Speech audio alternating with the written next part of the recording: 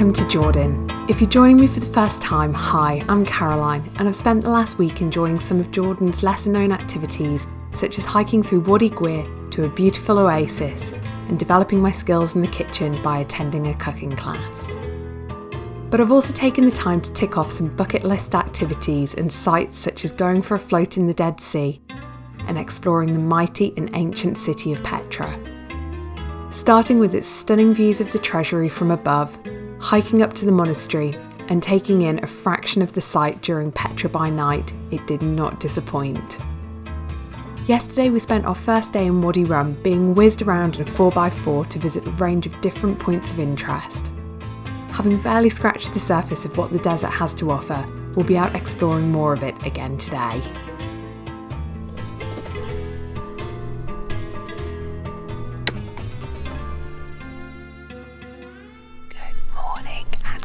To our second day here in Wadi Rum.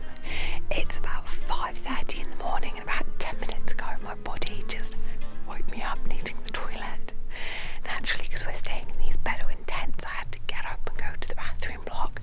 What I've realised is that the sunrise is going to probably happen in the next 10-15 minutes, so come back, put on some proper clothes, and I'm going to come out and hopefully get to see the sunrise. You could hear a penny drop right now, which is why I'm whispering.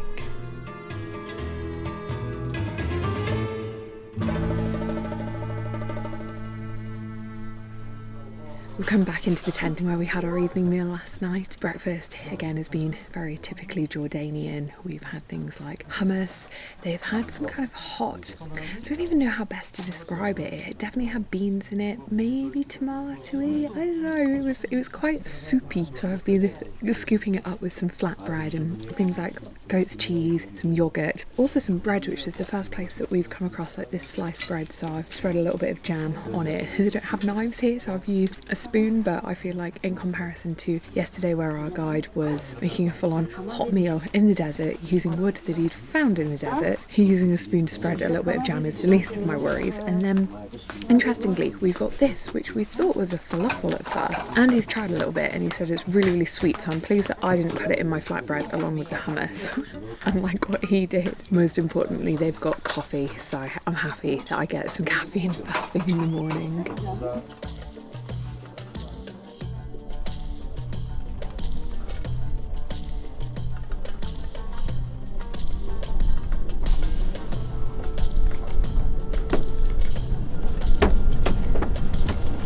Today we are going to be undertaking a hike up, I believe it's called Jabal Al Hash. It's not supposed to be too difficult, but that's saying not too difficult, I guess, in a normal climate, but given that we're in the desert, we've tried to have a bit of an earlier start so that hopefully we can beat the heat up this mountain.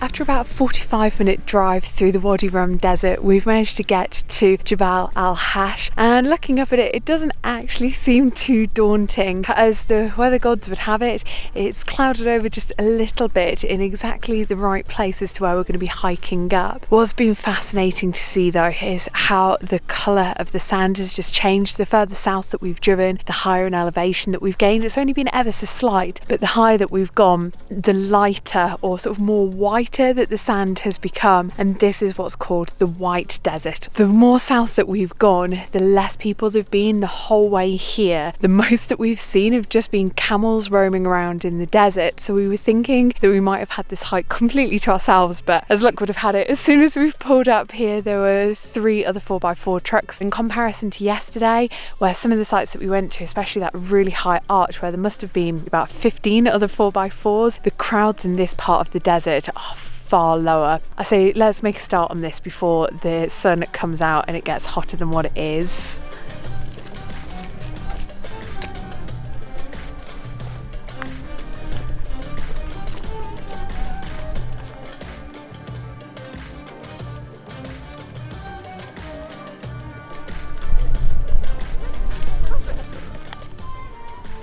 Oh, it's really strong, really strong.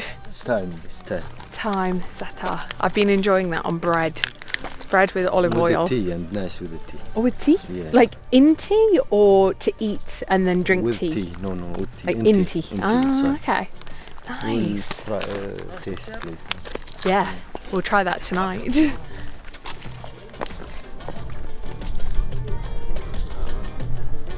So a couple of minutes ago, just as we're hiking up here, my phone buzzed. There's a text message. I thought, what on earth? We're in the middle of nowhere. How am I getting text messages? So I thought, well, what is it? Took my phone out and it's a message from the phone provider saying, welcome to Saudi Arabia. These are your rates per minute. And it's just because the Saudi Arabian border is right there.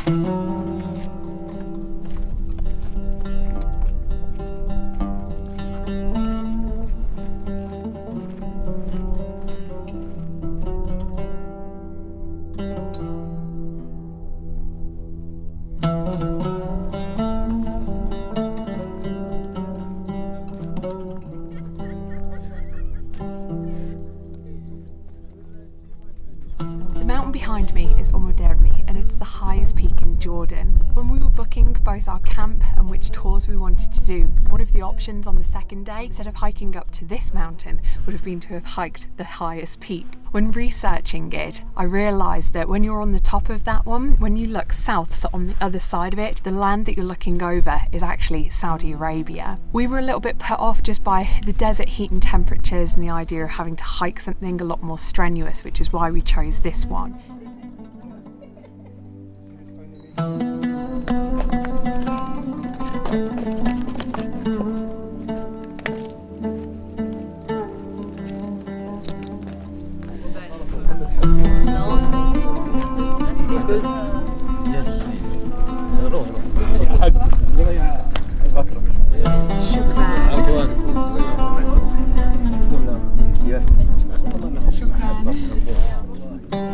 I like this.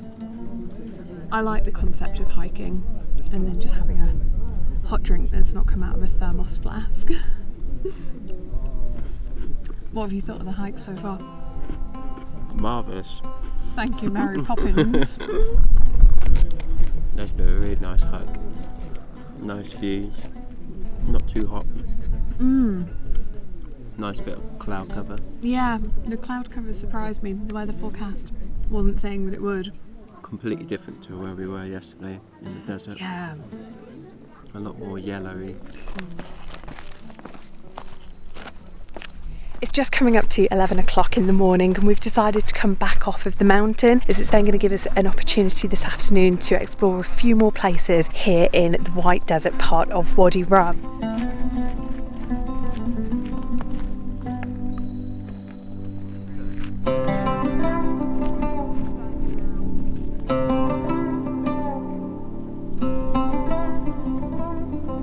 If I understand this correctly, the camels around here are bred for two different purposes. One of those is for the camel milk, and then one of those is for camel racing. Some of the male camels, if they were to get the female camels pregnant, it would end up being bad, because I think it would be like if there was a female milk camel that ended up getting impregnated by a male camel that's designed for racing, it would end up producing a baby camel that would be of no help to anyone. They end up putting the male camels on this mountain, almost like they're being ostracised. I've been keeping an eagle eye out, seeing if I can find any of these camels, but unfortunately we've not had any luck. But what we have seen on this hike have been quite a lot of lizards and a few beetles as well. Our guide has said that even though they do have things like scorpions and rattlesnakes in this desert, it tends to be more in the summer months, and of course we're here now at the very beginning of November.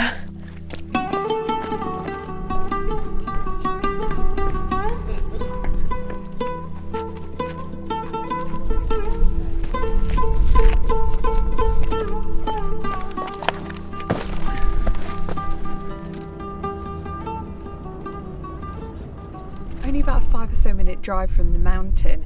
We're driving along, I suppose what would be best described as like the main road, and our guide just took a turn straight off and he pulled up outside of what looked to me like this very unassuming concrete slab, but actually it's fascinating. He opened up a hatch, and way down, like much lower down in the ground than what you can see right now, is a well full of water, and behind it there's a stream bed that's been cut out, and all of the rainwater that comes in the winter comes off of this rock, is then channeled into that stream and is taken straight into this well here. And what's even more awesome about this well is that it was actually our guide's father who built this approximately 50 years ago.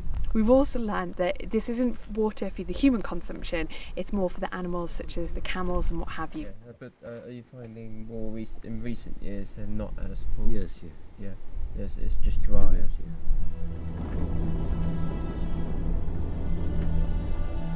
Probably only been driving about another 5 or 10 minutes since the well, and we've just come up to this valley peak, and then this wide expanse has opened up, and I was like, wow, this is amazing. Getting out the camera, taking photographs, and then our guide has backed up the truck. He got out and he said, we'll stop here for lunch.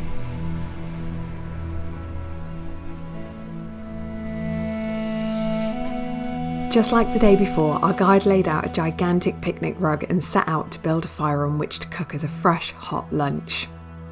When asked if we wanted to build our own fire to brew a Bedouin tea, we jumped at the chance. After finding 3 rocks to balance the kettle on, next up were the needles to get the fire going.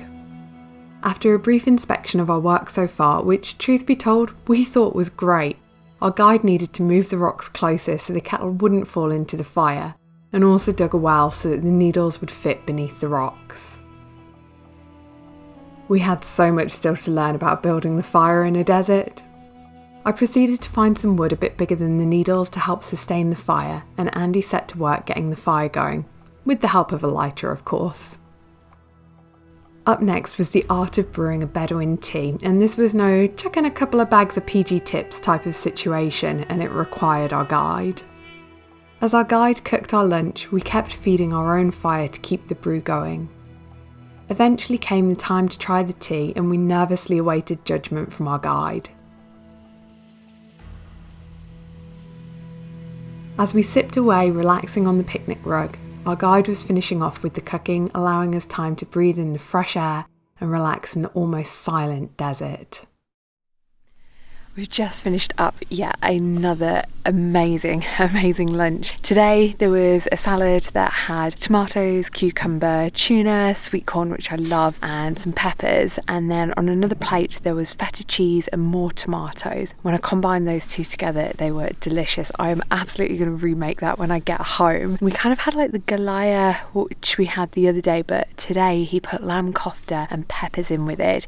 And I mean, don't get me wrong, I've loved that galaya, but putting in those extra ingredients was absolutely divine. But we're now just getting all wrapped up. We're going to get the picnic rug and the pillows and everything all put back into the truck, and I believe we're going to go on to a couple more destinations within the White Desert.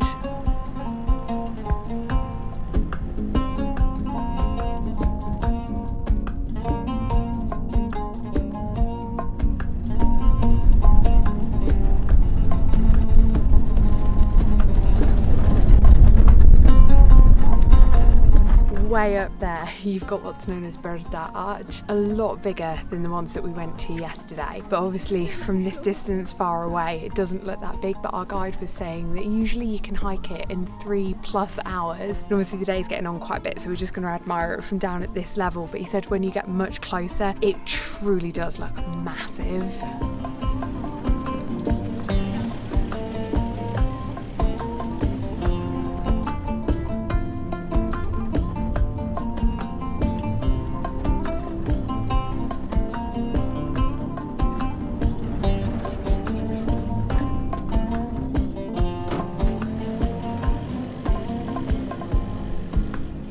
Our guide has just dropped us off at the Abu Khashaba Canyon. He's told us that we just need to walk straight. So, you know, my sense of direction is never great. I always get lost on walks. He's driven off and he said, I'll just meet you at the other end. Now, There's a few things that are giving me comfort because I realise we are now completely alone in this desert. One is that I had read doing research that there are places within the Wadi Rum desert where guides will do this, and then the second thing is that 2 other guides had just gone and dropped off groups ahead of us and then turned around and drove away, and then there's another group who's just turned up behind us. Safety in numbers and all of this. My goodness, it is just pure sand that we're walking on right now. It's not easy. I mean, he's saying it's going to take about 20 minutes, but I guess it's probably not that far given how slowly we're walking on this sand.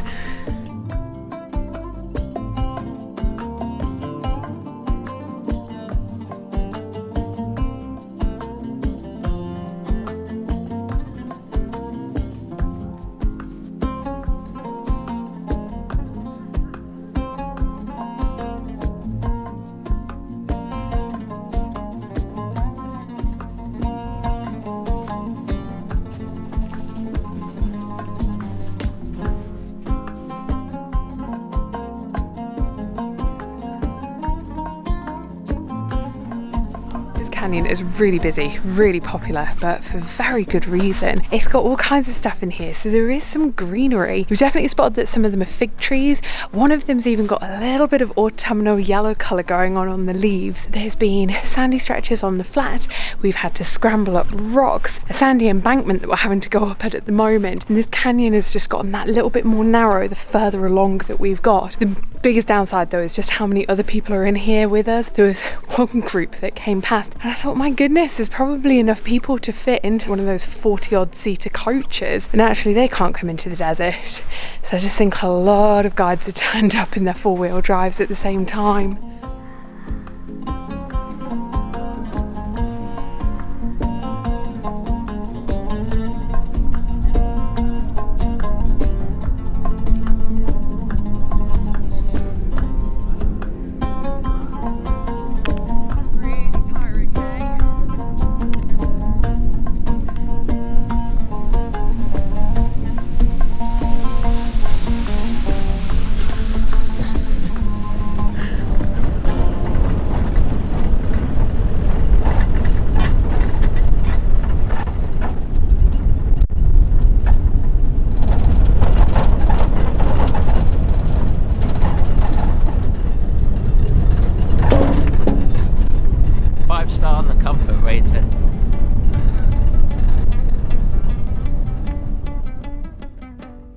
Come back to a rather infamous spot within Wadi Rum. So last night when we came here, this is the exact dune that we got a little bit stuck on and then had to start pushing the truck to get away. And then of course the heavens had opened as well, so it really started raining and it wasn't the best of sunsets. Like, we caught a semi-decent one right at the very end, but you certainly didn't have the build-up of what we've got going on at the moment. And because it's a lot warmer and it's not raining, it just means that it's a lot more busy as well. But it's really nice because you don't have that rain pounding down on you, and you're also not having to push away a 4x4 truck either.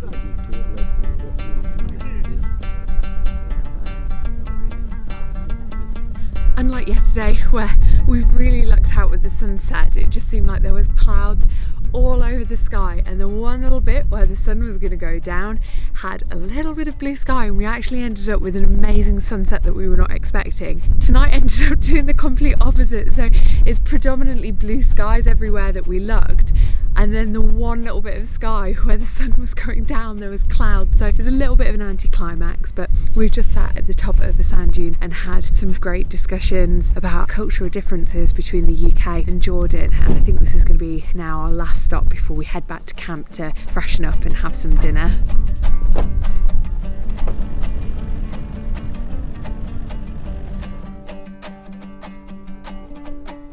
Second night here, and the food looks to be just as exquisite. I've decided to go with a really small portion of the tomatoes with cucumber, a little bit of yogurt, a little bit of the thing that I always forget the name of, and I want to call it baba ganoush because it's made up predominantly of aubergine. Tonight they've got some potatoes. They're either roasted or boiled, but they've got some really nice looking seasoning on top. We've got the Zarb that we had last night, but there's also courgette or zucchini that we didn't have the other day, and then I've also got a little bit of the saffron rice with some kind of tomatoey sauce with definitely some carrots, definitely some courgettes in there, and I think some onions and what have you. They're actually cucumbers. What, this? Yeah. No. Yeah. Surely not. Mm-hmm. Are you just saying that so that I will give you mine?